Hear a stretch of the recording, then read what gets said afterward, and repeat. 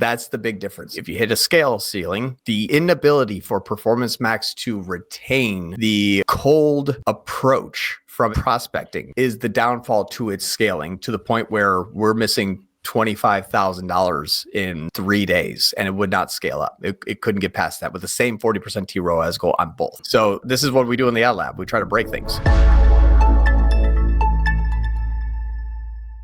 What we're looking at here is an ads account that has a non-brand standard shopping and a non-brand Performance Max campaign. And these two are running at the same time. But what you'll see is that they're through very short time periods, April 10th to the 14th versus August 2nd through the 7th. So we're looking at week over week, same days here. What is the change if we pull 36K out of feed only and put 42K into the standard shopping? So it's not an exact perfect storm because the PMAX was underspending a bit, but out of $75,000 per week, we're only at a 4% spend difference from the top line. That's what my goal is to try to be within a couple grand week over week, but we're still spending like 75K a week. This is a very large spend account, and we have a lot of good data that we can identify very quickly because of it. So we're crowdsourcing this data. So this last few days, we took $40,000 out of feed only PMAX, and we pushed it into non-brand shopping. Now, to just for clarification, these are as close as I can get. These campaign types are both essentially shopping campaigns. The only difference is Performance Max can re-engage and retarget existing customers, and they can remarket omni-channel traffic, but it will not be reflective in the data unless it actually came first click from that campaign. I make very general statements, and a few of the general statements I make are: number one, PMAX goes warm, gets more existing customers. That was my statement. Number two, that is also the reason why you typically see higher ROAS. Number three, the prospecting elements of Performance Max are junk, in my opinion. They do not take a display ad, go find Ralph for the first time, warm them up and get them to search or get them to click and get them to buy. That's a lot of typically is seen as a positive attribute of Performance Max. And so I'm testing that as well. So all of the stuff that we get with Performance Max, AI overviews, the AI matching, the smart targeting, the prospecting capabilities, even when you're running a feed only, you're still running PLA ads on shopping, GSP, YouTube, display, discover. You're still running those. So there's 5 more channels, like all of the benefits that we get for Performance Max when actually measuring an incremental lift in new customer acquisition. Is it better? And so this was kind of my test to see head-to-head standard shopping and feed only, what's working and what's not. And the results are kind of not even surprising. So as an example, when we look at the differences here, this is standard shopping increasing the ad spend. Oh, did it work? Oh, it was sharing there for a moment. It shared and then it popped off. It's kind of glitchy. I don't know why it's doing that, but anyway, we're adding to stage. Might be laggy. My download speeds aren't exactly stellar. I'm going to turn off my my video here for a second, see if that helps. All right, there you go. No one knows I'm here. Perfect. Yep. I actually, I might do the same here in a minute just to make sure that it's good. Okay. Anyway, so this is pulling out or putting 42,000 into brand, non-brand standard shopping, and pulling 40K out. But here's the top line. This is what I thought was very interesting, is because top line matters the most. If we're spending in campaign A and not campaign B, and then we're spending in campaign B and not campaign A, you should see top line differences. If the spend is the same, something that is better is going to do positively better in the account. So the spend is the same. We only have 4% difference week over week. The conversions, when we're looking at new customers only, is a difference of 1.3%. So they are the same spend on different channels delivered a positive or negative contribution to the top line of 1.3%, which falls well below the 10% natural ebb and flow of any account. So basically anything under 10% is kind of like no change, really. We took 95% of our ad spend Performance Max and we shoved 185% into non-brand standard shopping. And our results are 1% difference. 4% difference. I was looking at the all conversions, but we're looking at basically the same thing from an attribution standpoint. So we have actually 4.4% less. And so we're literally splitting hairs. The conversions by conversion time, measuring cash, is the difference between 724 and 692, or 4.42%. Again, 32 conversion differences out of 700 is not. It's not a change. It is simply just not statistically significant, right? Exactly. It's not measurably better. Right. It's basically the same.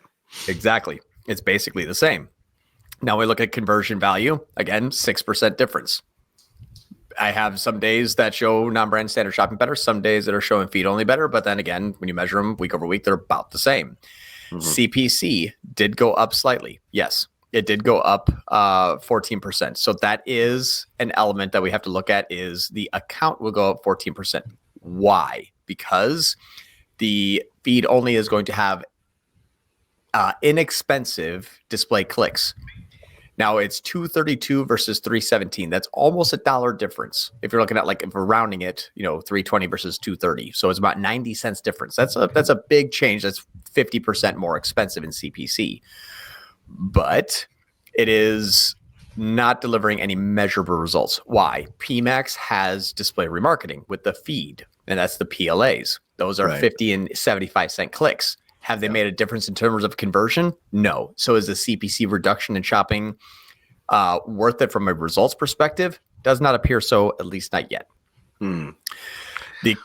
What? No. I'm just. Oh yeah. I'm close to asking you the bottom line on all this, because it's basically from my standpoint, it seems like you're reaffirming what you've always talked about, but you're just retesting it again. Oh, there's a little hidden gem. Okay. Yeah, so there's a little bit for it. Yep. So this was the first one we did, is like taking it out of standard shopping and push into PMAX. And then, like, what happened? Be like, hey, it looks to be about the same, but PMAX stopped scaling. So we pushed it back into standard shopping, and standard shopping has actually spent a lot more than PMAX did. But so far, when it met the same spend and threshold levels, it's getting the same result. But I'll go through two differences that we saw that people usually confuse with better performance. And that's what we're going to be getting down to. So is it actually better? No, not that I can see. And I'm testing this in a few different accounts. So, John, should I use a PMAX or standard shopping? It's something that we hear a lot. We get a lot of Q&A over that. Yeah, and that's why I'm demystifying everything here. So it's like, it's actually about the same if you're measuring everything correctly. So long story short, yes, clicks change. Conversion value by cost is the same. The CPA is 9% difference. I mean, the conversion rate is again 2.0 to 1.9. Again, it's 0.08% difference. There is no difference really even in conversion rate. Yeah. Right. So let's look at the actual detail of what we're seeing inside of here as well during this test. So this is where I think is actually kind of interesting. And we're selling supplements here, just for everyone. Yeah. Anyway, exactly. We're doing supplements. Yep. So when we're looking at the conversions, we had in feed only PMAX 212 new customers, 90 returning. And inside of standard shopping, we have 120 in new customers, 45 returning. So why is it always why is it always a percentage in Google? What's that? It's 121.36. I've never understood that. I know the percentages are like fractional percentages. I know. It's so funny. I guess they're like trying to be extremely specific. Right. It's 0.36 of a person actually bought there, apparently. But anyway. Exactly right. And so they're definitely not a Wally fat person, that's for sure. Not a Wally fat person. Yep. very skinny. Yeah, exactly. And we have a couple different points too that we'll kind of go through on this. So we have basically 1/3 of the total new customers are returning, about 40 to 120 if we're looking at 1/3 of the ratio. When we're looking at feed only, it is about 90 to 212, so more closer to like 40-45%. So there's definitely more returning customers in feed only than there is standard shopping. So that is something that you have to take into consideration. It is going to do more new customers on non-brand, but those display is going to returning customers. So that display returning customers is going out, outbounding, finding them. I know this seems like for you and I repetitive, but I've been saying the same stuff for 2 years. We still get the kind of the same questions and the same, even, internally from the teams. Like we get a lot of the same questions. What's better, PMAX, standard shopping, that kind of stuff. Right. So it does seem that we are looking to see more returning customers for ratio instead of feed only. So PMAX, yes, is going to have better ROAS. Is it real? No. Are you selling something to the client that maybe you didn't do? Yes. Is it something you can scale? No. That's what we actually also saw here. The feed only, because it is going to utilize a percentage of its daily ad spend for returning customers, it hits a point where the cost that when we had this thing on $15K per day, we tapped out at about 87, 80, and 98. Now we're actually on $15K per day since the first. We tried to push this thing as high as we could. Dropping the TROAS just started to overspend, and even the clicks started to reduce. So that's when we shut it off and went back to standard shopping, and that's when you saw the differences between this time period here of scaling as hard as we can versus not. Here is the kicker, though, is using the same TROAS of 40%. My standard shopping campaign with this full daily ad spend of 15K right now, I'm seeing a 26% increase in cost just by swapping the 15K from this one and putting in 15K in here. This one will spend 15K immediately. So week over week, I had to pull 37 out and I was able to dump 60,000 in. Performance Max could not do this. Yeah. So Performance Max could not scale up. Right. Why? Why doesn't PMAX scale? 40% of every dollar you put into it does not go to new customers. And it actually stops the spend. Why? We're not counting returning customers. So that money is going out to those people. They are coming in, they are buying. It cannot be seen. So we're not actually getting ROAS from those people. We're not getting conversion value from those people. It actually stopped Performance Max. It reached a point of diminishing returns that says, I can't go any higher with my current structure and my current setup. What's your current setup? My algorithm. What are you doing? Not spending all my money on new. What are you doing? Reserving some for returning. Why? ROAS looks really good. I get to trick really stupid marketers. Okay, stop doing that. Well, I can't. That's what it's built in to do. When you stop measuring the returning, it's embedded. It's embedded into the campaign type. Exactly. Yeah.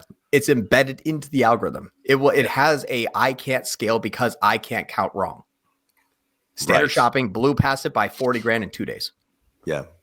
That's the big difference. So if you're running feeder, which most people or a lot of people are nowadays, they're running feeder, and you're running PMAX feeder, if you hit a scale ceiling, that's going to get stuck there. The inability for Performance Max to retain the cold approach from it to its prospecting is the downfall to its scaling, to the point where we're missing $25,000 in 3 days, and it would not scale up. It couldn't get past that with the same 40% TROAS goal on both. So this is what we do in the ad lab. We try to break things, and that was actually something that we looked at here. Is it's still on 40%? Like they're both still on a TROAS target of 40. So I'm sorry, I'm screen share. I'm not sure if you see it. That's right. I was in full screen mode. Oh, gotcha. Yeah. All right. There we go. So they're still both on 40% TROAS here, but that one did stop that scale. Like it was 43, and I was like, okay, let's push it down and then swap it back over, and that one scaled up 233%. So this one is still scaling extremely fast. Now the conversion rate after dumping in, $60,000 in 7 days on top of 25 is pretty rough, but the conversion rate only went down 0.3%. Cool. Right. Like great. Like that's not bad. And our CPA went up to 46, and it's still $2 below our ceiling target, which used to be on this one over here. So it's very, very interesting how we can scale this thing up and only go up 14% in CPA. By standard shopping, though, we're able to put another 21 grand in that we couldn't with Performance Max. So what's better, standard shopping and Performance Max for scaling new customer acquisition? Still standard shopping. Can Performance Max get there? No, it can get very close, but it has a built-in fail point that it spends too much money on returning customers on the display channel. That actually, did it do any prospecting? No. Did it find new customers? Nope. What did it do? It remarketed existing customers. We've isolated it. Yeah. It's beautiful. It's really cool to see.